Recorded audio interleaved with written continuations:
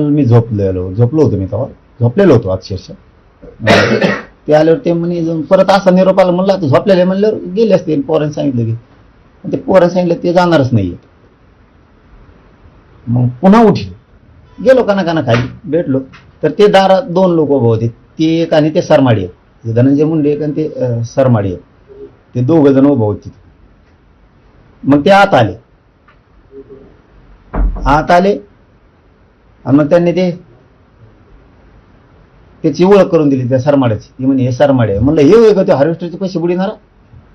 कारण ते हार्वेस्टरवाले त्याच्या आधी माझ्याकडे 2 महिन्यापूर्वी किंवा महिन्यापूर्वी अंदाजे आले होते. तसं म्हणलं ते सणाशीच गेलं बाय. असा एवढाच विषय. आणि दुसरं काय, तिथं आल्यावर निवडणुकीच्या टायमाला आल्यावर मग काय असतं सहकार्य, लक्ष ठेवावं.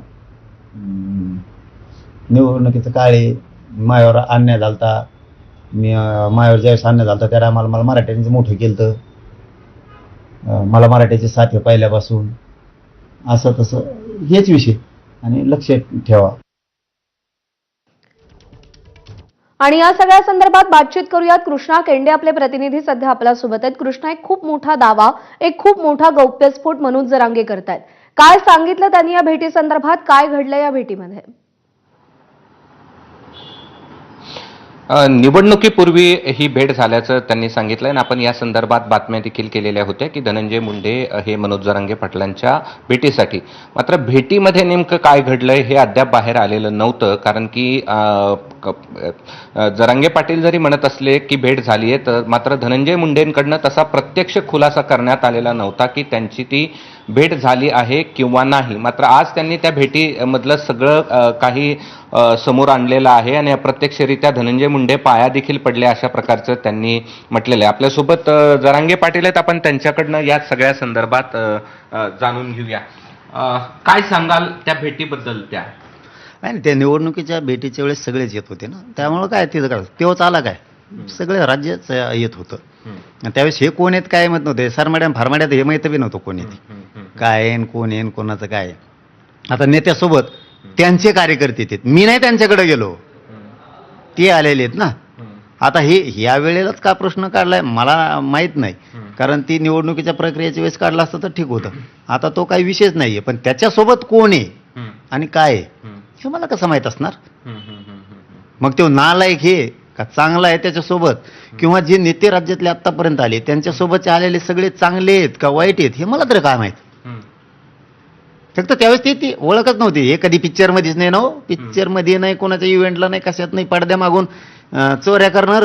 हे अचानक त्यांनी ओळख. काय झालं भेटीत? त्यांनी काय शब्द होते त्यांचे? नाही, शब्द कसले. आता निवडणुकीच्या प्रक्रियेत जसं लोक सगळे यायचे तसंच धनंजय मुंडे पण होता आणि ते बी त्याच्यासोबत ते सरमाडभाई होतं. तिकडे आम्हाला ह्यांनी सांभाळलं, त्यांनी सांभाळलं. हा, ते इथून पाठीमागं माझ्यावर खूप वेळ आली ती. मला आमच्या लोकांनी सांभाळलं नाही पण मराठ्यांनी सांभाळलं. लक्ष ठेवा असं तसं. कारण त्या टायमाला आमचीच प्रक्रिया सुरू होती, आमचीच समीकरणाची. त्यामुळं आम्ही काय कोणाला हो म्हणत नव्हतो, नाही म्हणत बी नव्हतो. पण प्रत्येक जण यायचे आणि ते एक संकेत असते राजकीय सामाजिक, त्यानुसार मग आपण त्यांनाही भेट दिली पण आपल्या घरी. बरं, पाया पडले असं संदर्भ नाही, जाऊ दे. ते काय असतात ती प्रक्रिया असं म्हणू नाही कधी आपण. आणि मी म्हणलो पण नाही माझ्या तोंडातून कोण पाया पडलं ना, हात पडलं ना, काय केलं.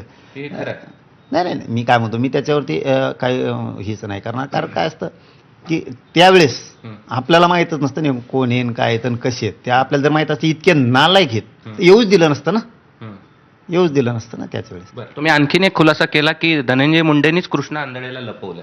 मग आता टोळीच ती आहे ना, टोळी का दुसरी आहे का?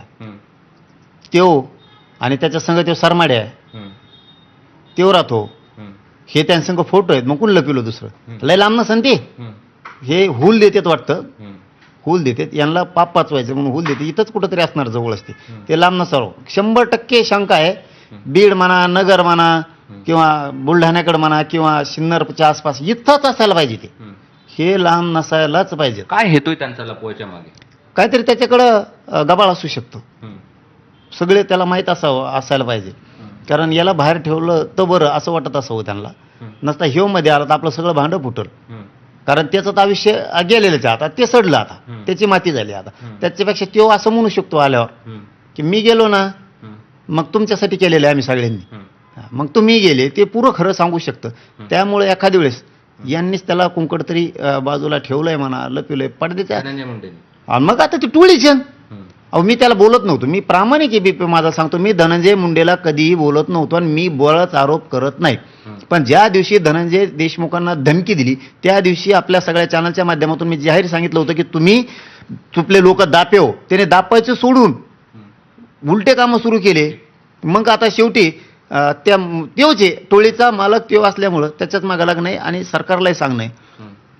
देशमुखचा जो खून झालाय त्यातला एकही आरोपी सुटता कामा नाही, एकही. ठीक ठीक.